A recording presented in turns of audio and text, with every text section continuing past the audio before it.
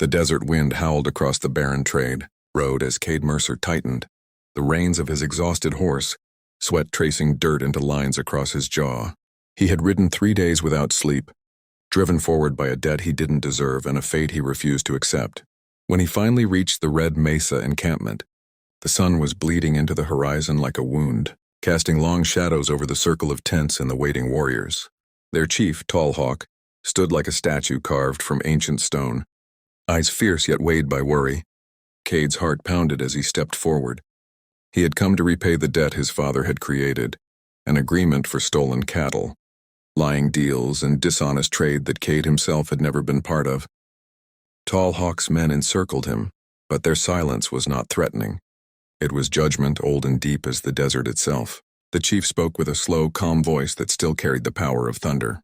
"Your father dishonored us. You come in his place, tell me, what do you offer, Cade Mercer?" Cade swallowed hard. He had only a handful of coin, hardly worthy of consideration. He opened the small pouch and let the measly pieces fall into the dust between them. Tall Hawk did not even glance down, his gaze fixed instead on the horizon, where a young woman approached, carrying a jug of water, her braided hair swaying like dark fire in the wind. She walked with quiet strength, wrapped in beaded patterns that shimmered under the fading sun. Her presence shifted the air, and Cade felt something tighten in his chest, though he didn't yet understand why. Tall Hawk watched her, then turned back to Cade with an expression that made the world around them freeze. "Your father's debt was not small. Payment must match the weight of the damage. I offer you an option. Take my daughter under your protection. Be responsible for her safety, her future, her well-being. Where your father destroyed, you will build." Cade's breath stopped. The woman, Ayanna, lifted her eyes, fearless yet curious, as if measuring the stranger fate had thrown into her path. Cade stepped back instinctively, shaking his head. "I can't take a human life as payment. That isn't right." Ayanna's gaze didn't waver.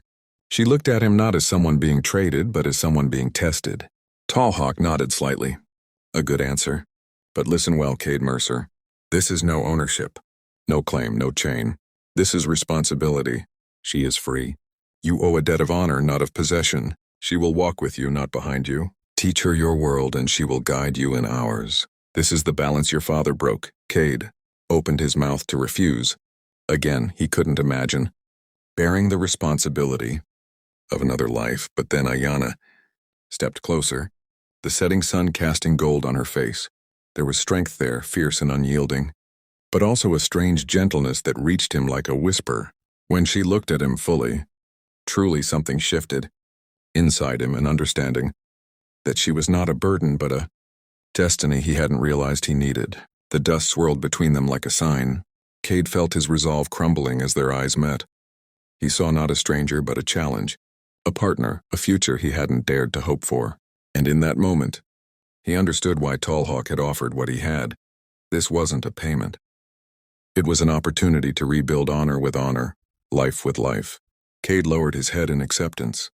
"I swear to protect her, not because of the debt, but because she deserves nothing less." Tall Hawk clasped his shoulder, a silent approval passing between them. Ayanna stepped beside Cade but did not speak. She didn't need to. The bond had already begun.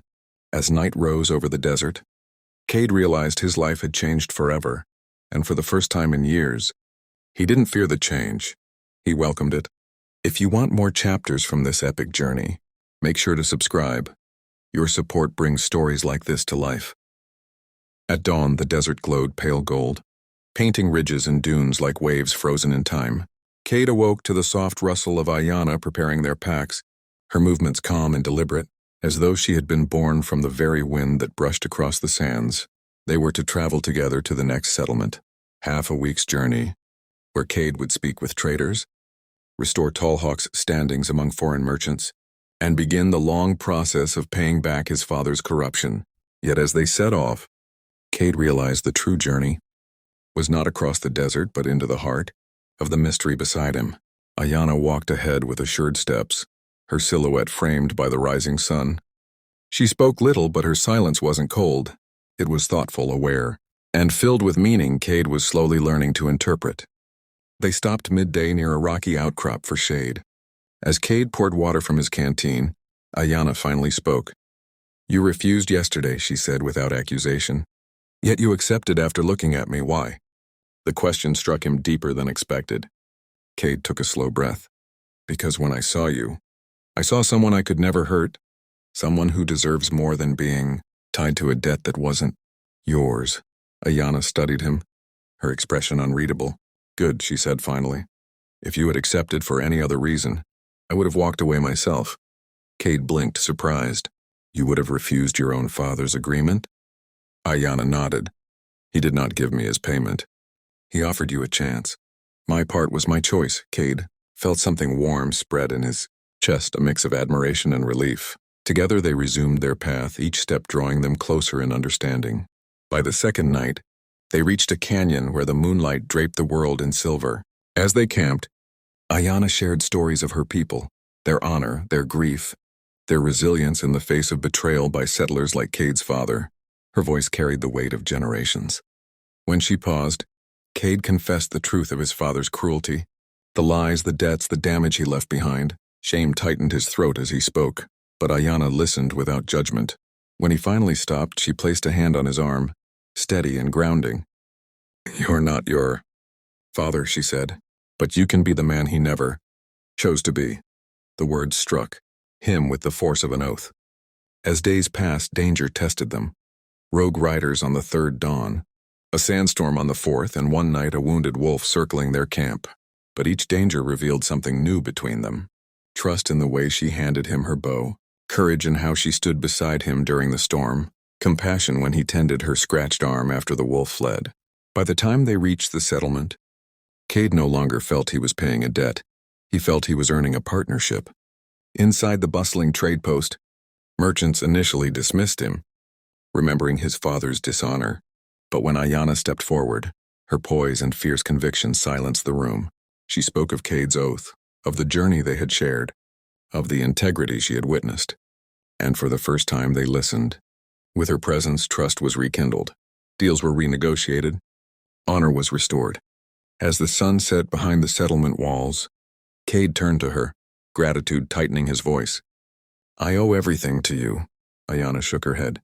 You owe only the promise you made, to protect, to rebuild, to walk with honor. The rest do we build together. Cade felt the truth settle in him like an anchor. He had come seeking to repay a debt.